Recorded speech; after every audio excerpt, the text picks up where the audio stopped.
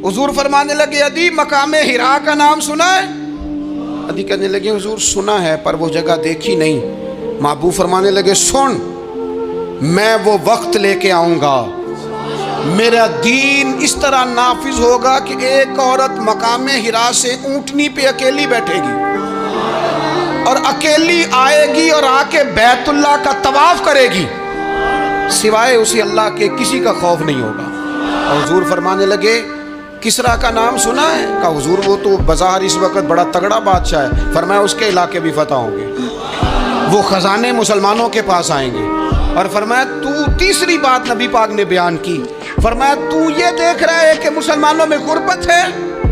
फरमाया अभी एक वक्त आएगा लोग देने के लिए निकलेंगे पर उन्हें लेने वाला कोई नहीं मिलेगा। अदी कहते हैं कि मैं रसूल करीम का कलमा पढ़ के मुसलमान हो गया।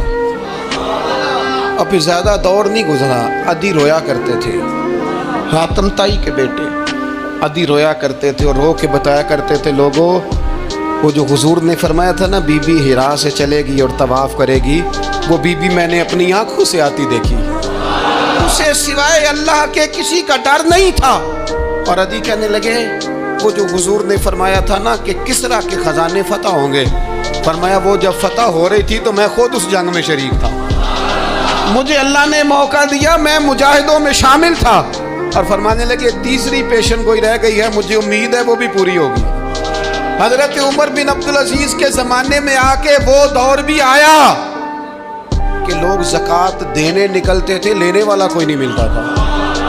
लोग किसी को गरीब समझ के सदका देने लगते थे, वो कहता था भाई ले जा, मैं तो रात को दे के आया हूँ।